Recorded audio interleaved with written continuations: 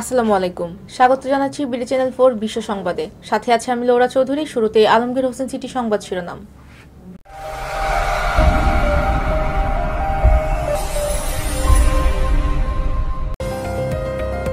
সিরিয়ায় বিদ্রোহীদের উপর রুশ বিমান হামলা, নিহত 25। সিরিয়ায় রুশ অভিযানের দায়িত্বে থাকা জেনারেল বরখাস্ত। পলাতক কর্মীদের বৈধ হওয়ার সুযোগ দিল সৌদি। অবৈধভাবে যুক্তরাষ্ট্রে প্রবেশের সময় 43,000-এর বেশি ভারতীয় আটক। 30 বাংলাদেশি সহ 242 বন্দীকে ফেরত পাঠালো মালয়েশিয়া। শুনছিলেন আলমগীর হোসেন সিটি সংবাদ শিরোনাম। এবার মেপল ইন্টারন্যাশনাল স্কুল বিস্তারিত।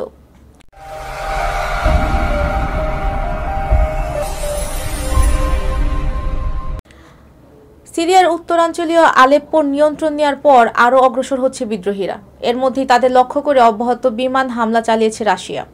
বার্তা সংস্থা রয়টার্স জানিয়েছে, সিরিয়ার উত্তরাঞ্চলে আলেপ্পো ও ইদলিবে বিদ্রোহীদের লক্ষ্য করে রাশিয়া ও সিরিয়ার বিমান বাহিনী যৌথ হামলা চালিয়েছে। এতে অন্তত 25 জন নিহত হয়েছেন। সিরিয়ার বিদ্রোহী নিয়ন্ত্রিত হোয়াইট হেলমেট আজ ভোরে জানিয়েছে, রোববারের হামলায় নিহতদের মধ্যে বেসামরিক মানুষও রয়েছেন। ইদলিবের গ্রামীণ এলাকা ছাড়াও যেসব এলাকার নিয়ন্ত্রণ বিদ্রোহীরা নিয়েছে সেখানেও যুদ্ধ বিমান হামলা করেছে। সিরিয়ায় রুশ বাহিনীর অভিযানের দায়িত্বে থাকা জেনারেলকে বরখাস্ত করেছে মস্কো। মস্কোর হওয়া জেনারেলের নাম সের্গেই কিসেল।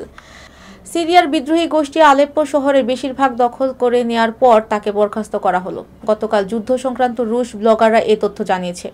রোববার রয়টার্সের প্রতিবেদনে জানানো হয়েছে, রাশিয়া সিরিয়ার আসাদ সরকারের প্রধান মিত্র। সম্প্রতি সিরিয়ার দ্বিতীয় বৃহত্তম শহর আলেপ্পোতে বড় হামলা চালিয়ে এর নিয়ন্ত্রণ নিয়েছে বিদ্রোহী গোষ্ঠী, যা আসাদ সরকারের জন্য বড় চ্যালেঞ্জ। বিদ্রোহীরা আলেপ্পোর দখল করার পর তাদের বিরুদ্ধে অভিযান শুরু করেছে রাশিয়া। 53 বছর বয়সী কিসেলকে বরখাস্ত করার খবরটি প্রকাশ করা হয়েছে রাইবার টেলিগ্রাম চ্যানেলে। এই চ্যানেলটি রাশিয়ার প্রতিরক্ষা মন্ত্রণালয়ের ঘনিষ্ঠ। সৌদি আরবে অবস্থানরত প্রবাসীদের জন্য সুখবর দিয়েছেন দেশটির সরকার। দেশটিতে হুরুব বা পলাতক কর্মীর তালিকায় অন্তর্ভুক্ত হওয়া প্রবাসীদের বৈধ হওয়ার সুযোগ দেওয়া হয়েছে। 2025 সালের 29 জানুয়ারি পর্যন্ত এই সুযোগ থাকছে। বিষয়টি নিশ্চিত করেছেন রিয়াদে অবস্থিত বাংলাদেশ দূতাবাস। সৌদি আরবে নানা কারণে কফিল বা স্পন্সর থেকে বিচ্ছিন্ন হয়ে যারা হুরুব বা পলাতক কর্মীর তালিকায় অন্তর্ভুক্ত হয়েছেন তাদের জন্য এসেছেন বৈধ হওয়ার সুবর্ণ সুযোগ। রিয়াদে বাংলাদেশ দূতাবাস লিগ্যাল অ্যাসিস্ট্যান্ট মামুনুর রশিদ জানিয়েছেন, 2024 সালের নভেম্বর পর্যন্ত যেসব প্রবাসী এই পরিস্থিতিতে রয়েছেন তারা আগামী বছরের জানুয়ারি 29 তারিখ মধ্যে বৈধ হতে পারবেন। কানাডা সীমান্ত দিয়ে যুক্তরাষ্ট্রে প্রবেশের সময় চলতি বছরে 43,000-এর বেশি ভারতীয় আটক হয়েছেন। মার্কিন শুল্ক বিভাগ এই সীমান্ত প্রতিরক্ষা সংস্থার সাম্প্রতিক এক জরিপে উঠে এসেছে এমন তথ্য।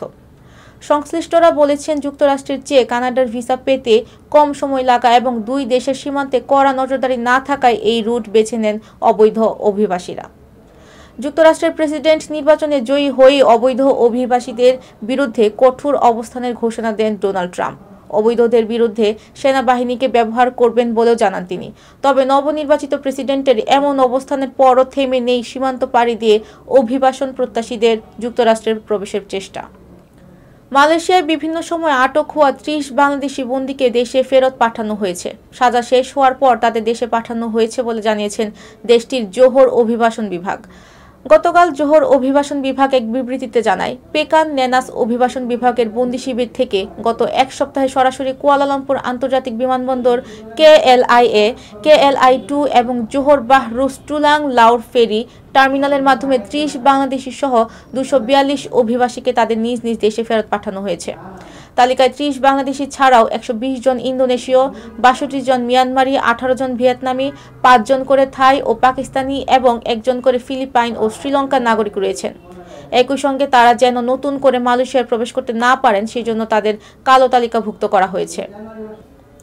দর্শক, এই ছিল বিডি চ্যানেল 4 বিশ্ব সংবাদ। সবাইকে পরবর্তী সংবাদ দেখার আমন্ত্রণ জানিয়ে আজকের মতো এখানেই বিদায় নিচ্ছি। সবাই ভালো থাকবেন, সুস্থ থাকবেন এবং নিত্য নতুন সংবাদ পেতে বিডি চ্যানেল 4 ফেসবুক পেজ ও ইউটিউব চ্যানেল সাথেই থাকুন। আল্লাহ হাফেজ।